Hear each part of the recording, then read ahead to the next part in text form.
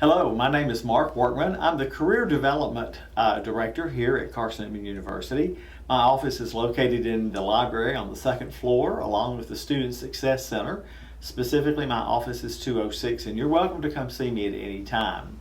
Now today we're going to talk about the resume, and I'm going to assume that somewhere along the road someone has asked you to please write a resume, and you probably went on Google to find a template of some kind, and you filled out a resume and fulfilled the requirements of the assignment. But first off, we need to find out a couple things. What is the resume? What does it do? And so you may think, well, a resume is a list of all the things that I've ever done in my life. Well, not quite. In actuality, the resume is something sort of similar to a snapshot. A snapshot gives you a brief moment of time, and these are the things that you have done along the way that are worthy of this particular job. Now, the purpose of a resume is to get an interview. Maybe you've never really thought of it that way. So you've got a snapshot that is the resume. The resume then is turned over to the hiring manager, who is going to look at your resumes for maybe 5 to 10 seconds or so, and then we'll make a determination based on that whether they're going to give you an interview or not. So today we want to look at how we're going to set up a resume. The first thing, I mentioned just a second ago that you probably used a template for something from Google. Don't do that. We're going to write our own, and it's going to look just fine. You need to use a common font. The less curly Q it is, the better. And for your purposes, you need to keep your resume to one page and only one page. And you want to make sure that you are going to save it always to your computer, and then when you're ready to send it, you want to make sure that you are sending it correctly. So the first thing on your resume is your contact information. Now, Carson-Newman is a member of a large organization called National Association of Colleges and Employers, and it is this organization that sets the standard for how a resume is to be written. And just last semester, well, actually back in February, that organization, NACE for short, made the decision that there was going to be a change with our contact information. So you're going to use your name, and it needs to be in a bolder print so it's easy to see. And then you're going to put your city and your state. You do not put your mailing address, you don't put your house address or your apartment address anymore. We've gotten to the point where people are just a little on the crazy side, and they very well may try to come to your house or to your apartment to break in to take your things. So we're not going to give them that at all. You're also going to need a professional email address. Now, if you'll look to the screen right now, you're going to see that this particular person, Rebecca, has a somewhat nondescript kind of email. She has alwaysonpoint@gmail.com. Now, what's wrong with this is quite simply, there's no trace on where this is going to go. This could be my email, this could be somebody else's email, but for this purpose, it's supposed to be Rebecca's email. So she needs to come up with a better email address, something that is her name. Also, there is the telephone number. Now let's look at what happens in the next frame. We still have Rebecca Jones, and we have Jefferson City, Tennessee, with the zip code 37760. And now we have a professional email address, and along with the phone number. Now, you do not want to use your Carson-Newman email address because that's a short-term email address. It's only going to be around for a limited amount of time, but once you get something like a Gmail account or whatever, it's going to be there for as long as you have it. Now, the next part of the resume that comes right under your contact information is an optional. The National Association of Colleges and Employers have not yet quite made up their mind about whether there needs to be one. I read an article just a couple weeks ago that said very clearly the objective statement is a dead statement. So maybe it really is going to go completely away. If you decide to use it, you want to tailor it to the position and to the company that you're applying to, and you want to stay away as much as possible from a bland, common sense objective statements. And so you see what this one says. It's pretty bland. It says seeking a family and consumer sciences teaching position. Well, we're going to need more information than that. So let's look at what happens when you go to something that is a bit more precise. Highly committed teachers seeking an early childhood teaching position at Newmarket Elementary enjoy building and maintaining meaningful and impactful student relationships. Organized, punctual, and quick learner. Compassionate and dedicated to helping students succeed. So you can see that this one has a whole lot more to it than just I'd like to have a job. Okay? So you want to make sure if you're going to use an objective statement that it is specific to the company and to the position. The next thing that you're going to look at is your education. Now part of this is going to distress some of you, I'm afraid. You're going to list your current Carson-Newman degree. In this case, we've got a Bachelor of Science in Child and Family Studies. It was granted from the Carson-Newman University in Jefferson City, Tennessee. Now, when you have a small school, you'll want to put where the school is located because a lot of people may not know where that school is located. Then you put when you graduated. In this case, May 2021. You don't say expected date, you just put that's when you're going to graduate. And then the cumulative GPA 3.65. Now, you do not put your high school information.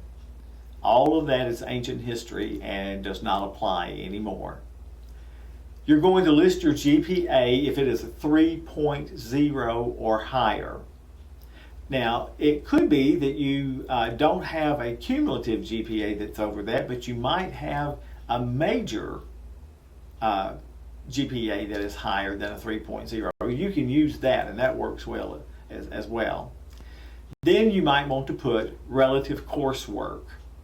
Add that information, and here you see we've got 4 different courses that this person has chosen to use. After that comes your qualifications. Now this is your opening statement, really and truly, of your resume. You're going to include your experience, you're going to include your accomplishments and your skills. And again, you want to tailor it to the position and to the organization where you are applying. Always go to the company website, look at the job description, and know exactly what it is they're looking for, and then you want to mirror that as much as possible in your resume. So let's look at some of the things that we have going here. Broad knowledge of fashion and design industry based on 2 years of internships. So let me take a side note here. The more internships that you can have, the better your resume is going to be and the more seriously it will be taken. So be currently looking for internships all the way around. Some of those are paid positions, many of those are unpaid positions, and so you just kind of have to deal with it because you are gaining experience that goes on your resume that you will be able to use later on for your job search. So let's look at the next one. Communications major graduating in the top 10% of my class. Do you think that's significant? I think that it is, and it should be there. Look at the next one. Volunteered in 4 groups or organizations during college. Ability to work in intense environments and great time management skills. This also shows that you're able to keep your grade point average where it needs to be while doing this volunteer work. You have expert knowledge in computer design programs. That could be something that is very specifically matched to the job description. You are responsible, dependable, and trustworthy, and you take pride in the work that you do. Now, let's look at the work experience. You're going to list the job title, the company, the location, and the dates of employment. And you're going to do this in reverse chronological order. Okay, reverse chronological order. So the most recent thing is going to be first. So here we have an interior design intern position, started in May of 2018 and still there. This is the XYZ Architectural and Interior Design in Knoxville, Tennessee. And then notice that this person is using bullets. Bullets will help the person who is reading your resume. You want to do as much as you can to keep them happy. So here are the things that you did. You meet with clients and conduct site visits to determine scope of work. Assist clients in choosing materials and furniture. Presented final presentation in front of clients and team members. Develop new social media strategies and advertise company at regional events. Then I really like this last bullet. Aid company in gaining services of new clients. Currently secured business of 3 out of the top 4 new downtown Knoxville restaurants. Notice how you are quantifying this. You've gotten 3 out of the top 4, so that's pretty significant. You want to use action verbs, and you can find a whole list of those on our website under career development. There's a whole page dedicated to the resume, and there's action verbs just in case you can't think of any, alrighty? And you can use past and present tense on this. There are other sections that will follow these others, and you can decide what you want to use and if you want to use. Your volunteer experience, your awards, academic scholarships, extracurricular, all of those awards. These are while you're in college, not in high school. What specific skills, especially in the way of computer skills, do you have that are unique to this position? We assume that everybody knows how to deal with everything in Microsoft Office, so there's no need to even talk about that. We just assume that happens. Any kind of athletic team you might have been on, campus organization, maybe you are part of the Student Government Association, that needs to be on here. If you have some type of membership with a department or professional organization or club, that needs to be there. Now, if you have a special certification that goes with this degree, then you need to list that. If you are going for a teaching position, certainly you're going to have your license and your certification information for them. So let's look at what we've got here. We have the Eagle Production Club, and that you assisted with scheduling of campus events and activities. You were also a part of the Carson-Newman Association of Family and Consumer Sciences. It's a campus association designed to improving the lives of individuals, families, and community.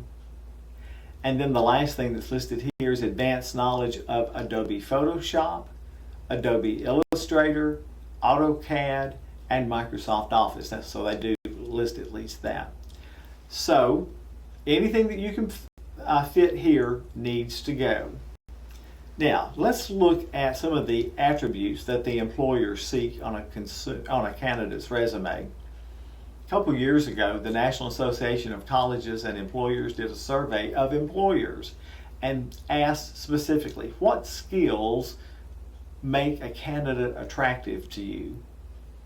And so they listed the top 10. So we want to look at this. The top 2 tied for the first place. Problem-solving skills and ability to work in a team top at 82.9%. If you can solve problems and you can work cooperatively with a team, you're going to be a much more desirable candidate for a job than if you do not have those skills. Another thing that I thought was interesting was communication, and they put it in two different areas. The first one is written. Now I want you to think about already the coursework that you have done at Carson Newman. Have you been asked to write anything? You're probably going to find that you're going to have to write papers for absolutely every course that you take on this campus. And a side note, if you're not taking your papers by the Writing Center located on the second floor of the library, you are missing an opportunity to make your paper grades just a little bit better. So it's worth stopping by to do that for every paper. So communication, the written came in at 80.3%, and then there's a big jump. But it's around something called the strong work ethic. The work ethic is your stick-to-itiveness. Just how hard are you willing to work to get the job done? Are you going to get that job done, or are you going to throw your hands up in the air and say, you know, I just don't think I can do this, and just walk away from it? If you're going to keep that job, you'd better be doing something to get the job done. You learned your work ethic from your parents by watching or being told specifically how things are going to go.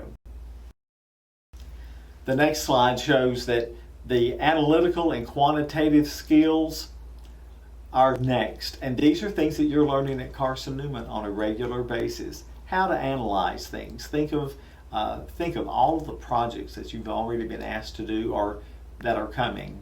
Quantitative. How do you measure things? Then here comes communication again, and this time it's verbal. Every student on this campus is required to take at least one communication class. It's important that you take communication because it's going to be needed in everything that you do.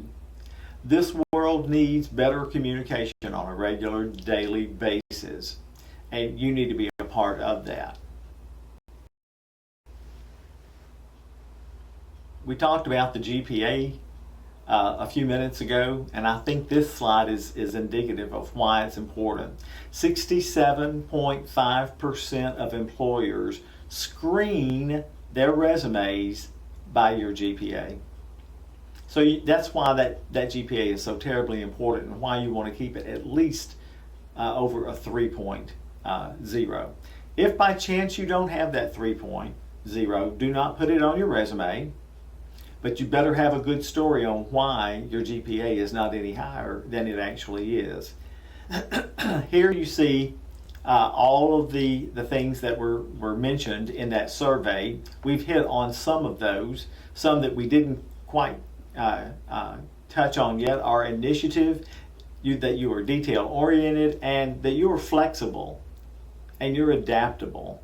You have to be able to go with the flow whenever it occurs. Here are some great tips for when you write your resume. You're going to be looking at a job description, so you want to use keywords from that job description in your resume. Sometimes employers are going to run your resume through a database, and they're going to look to see if you have certain words in your resume. They may set that scanner to pick up maybe say 5 out of 11 that they think are really good words they're looking for. And if they don't have those, they're going to put your resume in a pile that's going to be discarded. You want to customize your resume to each specific job for which you're applying. So that technically means that no two resumes are going to look exactly alike, because the job description is going to be different. No two jobs are the same, so your resumes are going to look different as well. Always have someone that you trust read your resume. before you submit it. Now, you can do that in my office. I'll be glad to read it for you and give you suggestions. Make sure that the person you ask is someone who is willing to tell you the truth.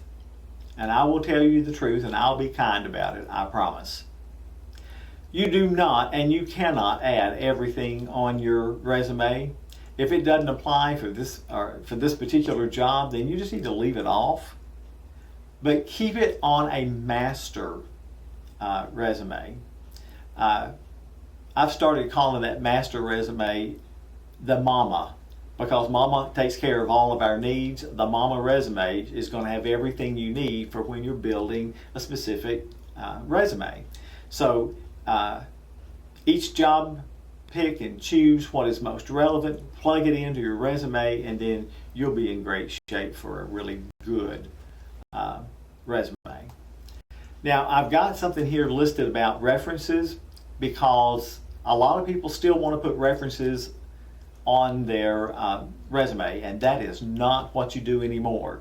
That will be a separate sheet. It will have the same type of heading that you have for your resume, and it's simply going to be a list of people who know about your work ethic.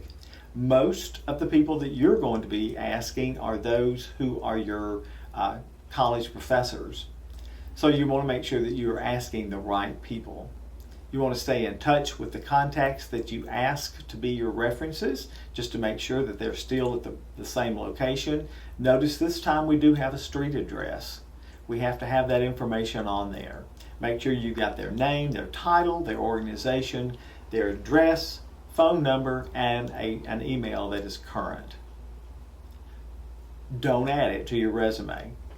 That's part of what happens when you get to the interview. Probably the first thing that's going to be asked of you is, do you have a copy of your references?